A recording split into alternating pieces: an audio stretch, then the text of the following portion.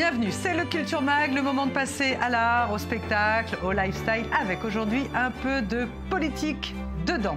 En marge des élections anticipées en Israël, nous vous montrerons la bataille des clips des partis politiques. Vacherie, moquerie, critique ad hominem, tout est bon. Dans ce journal également, focus sur le photoreportage avec le magazine Archive, le premier journal digital dédié à l'actualité dans le plus pur style de Live ou de Paris Match. Et puis, eh bien, nous parlerons cinéma. Parmi les films qui sont sortis de la sélection des Oscars, il y a Bulgarian Rhapsody. Nous avons rencontré son réalisateur. La guerre, l'amour, les Juifs et la Bulgarie, c'est son sujet.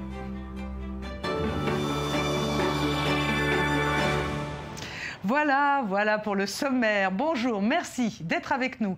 Dans les campagnes politiques, eh bien, chaque pays a ses règles, ses lois, son style et puis surtout ses interdits. Il semble qu'en Israël, tout soit permis. En marge des élections anticipées le 17 mars prochain, petit tour d'horizon des campagnes les plus virulentes. Daniel Campos avec Sandy Fortis.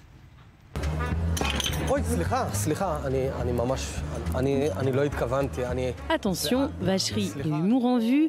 Alors que les Israéliens sont bientôt appelés aux urnes, les politiciens, eux, ont démarré la bataille de la communication. Et rien ni personne ne sont épargnés pour la gagner.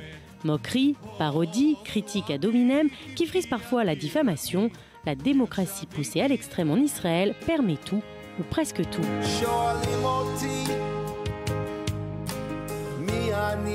Une stratégie gagnante à l'ère des réseaux sociaux où toute vidéo peut en prime rapidement devenir virale et conquérir la toile, donc des voix. Jusqu'ici, c'est celle de Naftali Bennett, No Apologies, pas d'excuses, qui remporte le plus de succès.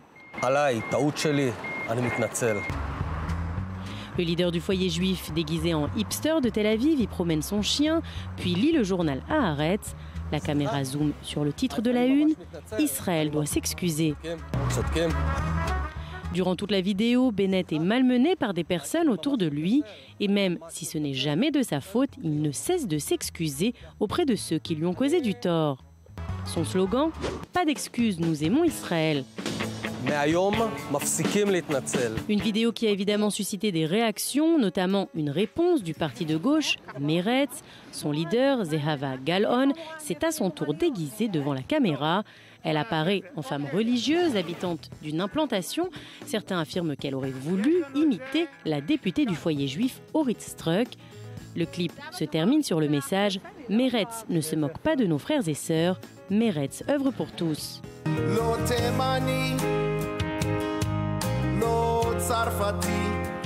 Au Likoud, on est tout aussi inspiré. Le député Moshe Feiglin a sorti un clip musical appelé Ani Yehudi, je suis juif, chantant en playback une chanson bourrée de clichés sur la diversité de la société israélienne. Au vu de ces paroles, la cible de Feiglin est sans aucun doute les électeurs juifs appartenant à différentes ethnies. Dans un registre plus violent, citons Danny Danon du Likoud. Il a lui aussi utilisé les réseaux sociaux avec une vidéo sur YouTube beaucoup plus limite. Un clip qualifié par certains de nationaliste et violent. Dans ce court film d'animation, on y voit un Danny Danon qui punit la députée arabe Hanin Zoabi, qu'il appelle terroriste. Le film est inspiré des codes du western spaghetti. Il a valu à Danny Danon d'être menacé de poursuites judiciaires par la députée israélienne arabe. Encore plus dure, celle de Ronan Chauval, mais cette fois censurée. Ronan Chauval, jeune politicien et nouveau membre du foyer juif, a imaginé un film d'horreur anti-Tzipi Livni. Suite aux nombreuses critiques du public, il a rapidement retiré sa vidéo satirique de la toile. Le choix de l'humour, de la satire, de la critique, même violente, dans les campagnes politiques n'a rien de nouveau en Israël. La seule différence aujourd'hui, autrefois, ces vidéos étaient destinées à être diffusées à la télévision. Aujourd'hui, elles circulent sur la toile beaucoup plus vite. En 1980, par exemple, le comédien légendaire Sefi Rivlin avait participé à de nombreuses pubs rigolotes en faveur du Likoud. Et dans les années 90, l'acteur Rami Heuberger en a fait de même pour le Parti travailliste.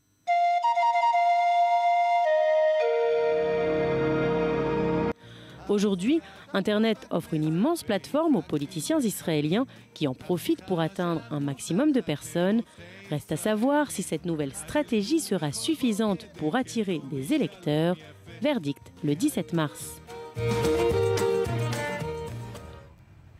Dans quelques instants, on parle photo, reportage et cinéma. Mais en attendant, petit retour dans les années du baby-boom. C'est le highlight de Sandy Fortis.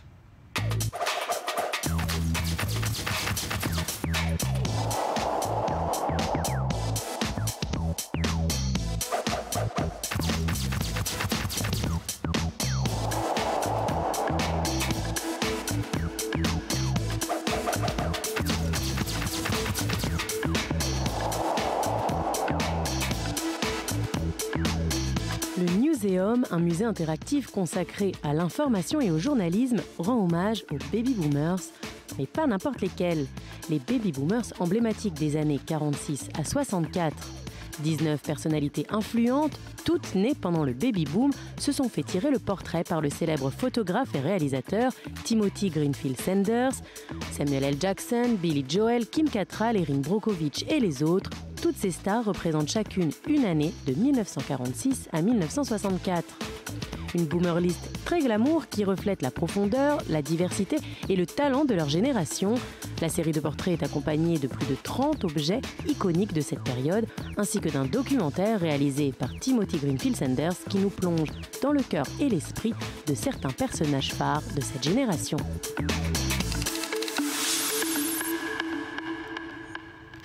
Focus cinéma maintenant avec, en avant-première, le film Bulgarian Rhapsody. Il est sorti de la sélection des Oscars, mais David Gombin a rencontré son réalisateur pour le Culture Mag.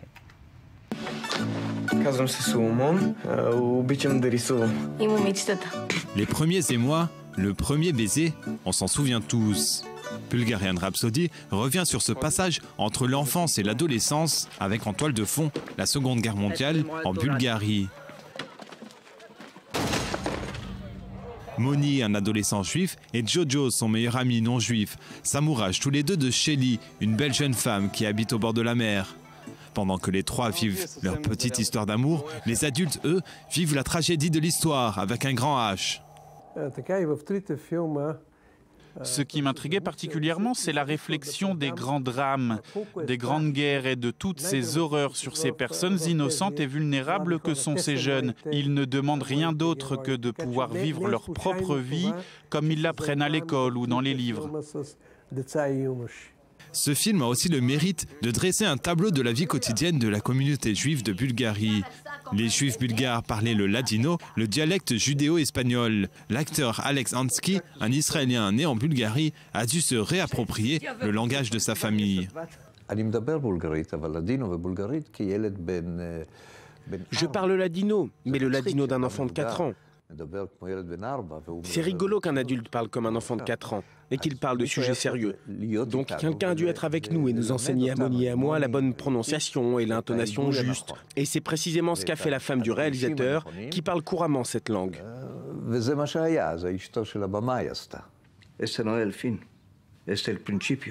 Ce film clôt la trilogie qu'a consacrée Ivan Nitchev au sauvetage des Juifs de Bulgarie pendant la Seconde Guerre mondiale. Après Journey to Jerusalem en 2003 et After the End of the World en 1999, cet élève du grand réalisateur Andrzej Wajda a cette fois encore voulu transmettre un message de tolérance en ces temps de montée de la xénophobie en Bulgarie.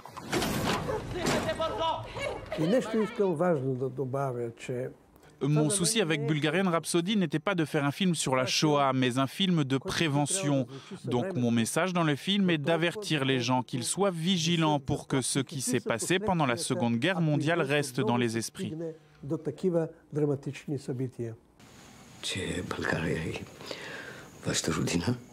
Ce film est aussi le fruit du travail du producteur israélien Nissim Levy. Avant de se lancer dans l'aventure du tournage, il a recueilli le témoignage de pas moins de 18 familles juives bulgares installées en Israël. Une aventure qui lui tient donc tout particulièrement à cœur. L'histoire qui m'a accompagné toute ma vie est la suivante. En mars 1943, j'avais 3 ans et j'étais censé être déporté avec les 8000 juifs de Bulgarie et rejoindre ceux de Macédoine et de Thrace. Au final, le convoi n'a pas eu lieu, mais toute ma vie, j'ai vécu avec cette histoire.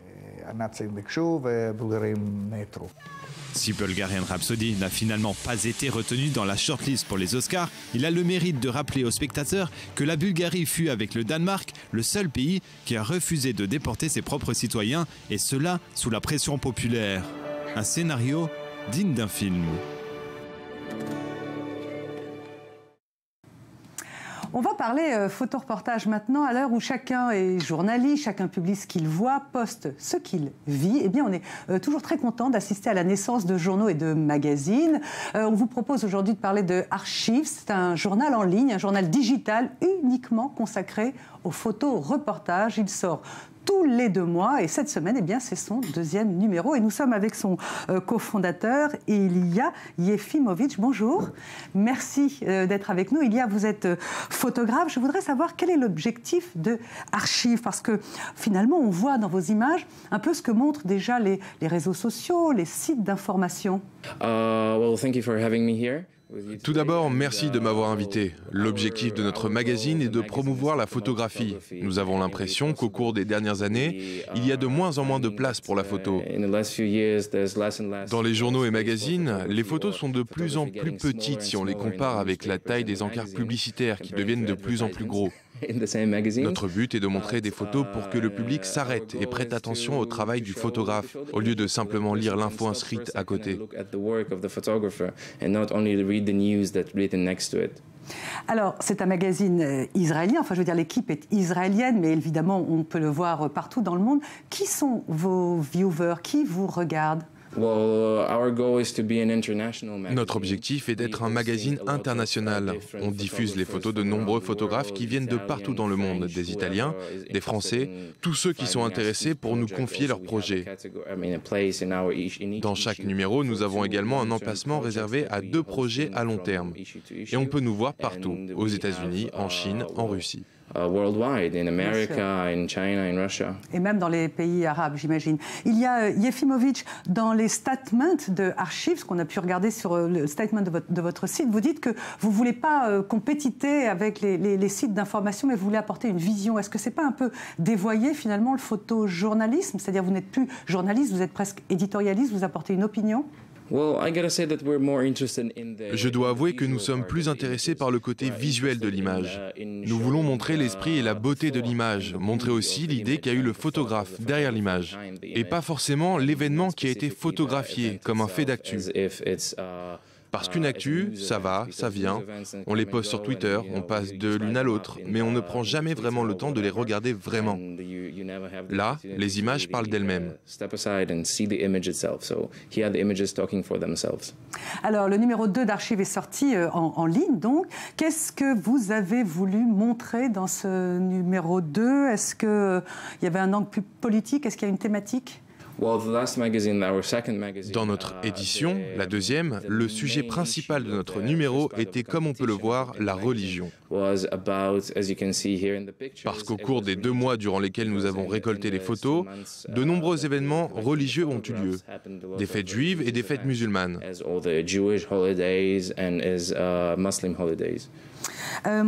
que vous avez des modèles de magazines de photojournalisme? Je pense notamment au grand magazine américain Life, ou en France, nous avons également Polka. Est-ce que vous aviez des modèles? Merci de vouloir nous comparer à de si grands magazines. Évidemment, nous nous inspirons de différents magazines et publications. Notre magazine comprend 3 parties. Nous essayons de réunir plusieurs choses. La première, c'est une compétition, comme par exemple la photo de la presse internationale de l'année, ou celle d'un témoignage local ici, en Israël. Ensuite, nous avons une partie un peu plus classique, avec une interview d'un photographe. Il nous donne plusieurs photos et commente son travail. Enfin, nous parrainons des projets. Donc effectivement, nous avons plusieurs modèles et nous combinons tout ça pour notre magazine. Bien sûr. Ma dernière question, Ilya Yefimovic, est-ce que finalement monter un magazine de photoreportage en Israël, est-ce que c'est finalement n'avoir qu'un regard politique? Est-ce qu'on peut échapper à ça? En fait, on fait notre maximum pour éviter le côté politique. On vit dans un monde global, c'est un magazine international. On essaie d'avoir des photographes internationaux, des jeunes photographes israéliens et étrangers, tout comme des photographes célèbres et expérimentés. On essaie vraiment de ne pas s'approcher de la politique.